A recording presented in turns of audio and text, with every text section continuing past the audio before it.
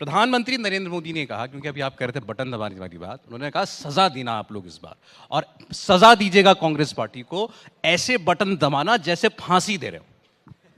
देखिए, बटन दबाना तो जमहूरियत में, लोकतंत्र में एक उत्सव होता है। तो बटन तो मैं समझता हूँ हमें उल्टा बोलना चाहिए कि बटन दबना चाहिए शाबाशी का, बटन दबना चाहिए प्रोत्साहन का, बटन दबना चाहिए स्वीकृति का। ये नेगेटिव मारना, लटकाना, फांसी देना, मैं इस बात से सहमत नहीं हूँ।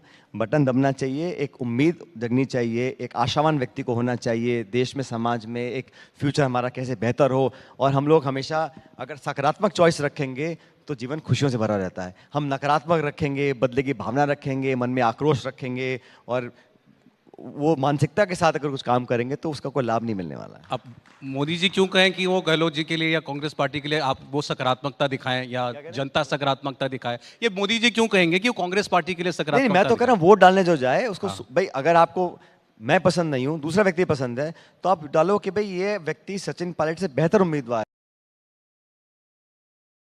है, ठीक है, देनी है, इसको खत्म करना है, इसको मारना है, बात तो वही है ना, बटन तो वही दबा रहे हैं आप। लेकिन अगर पॉजिटिव एटीट्यूड रखेंगे, एक आशावान रखेंगे, एक अच्छे मन से वोट डालेंगे तो लोकतंत्र के लिए अच्छा है। जितनी नफरत और नेगेटिविटी कम होगी समाज में उतना बेहतर रहता है। नहीं, सचिन पायलट से उनको कोई नफरत नहीं है, मुझे लगता है आपके खिलाफ तो कभी नहीं बोलते बीजेपी वाले। किनको? आपके खिलाफ बीजेपी वाले कभी नहीं बोलते।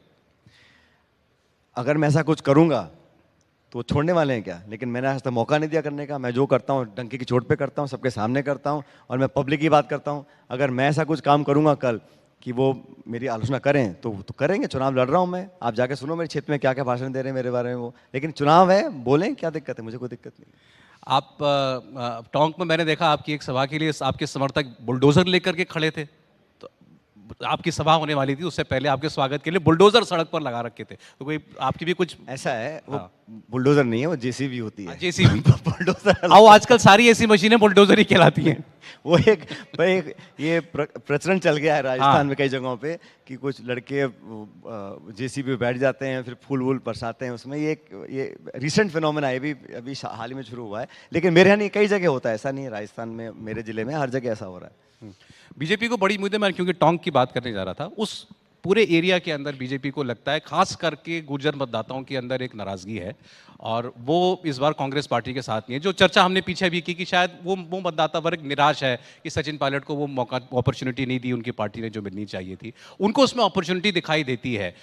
रमेश भिदुड़ी खास तौर पर टोंक में उनको लगाया गया है कि उस सेगमेंट के बीच में काम करें, गुर्जर मतदाताओं के बीच में काम करें। क्या कहेंगे इस पर?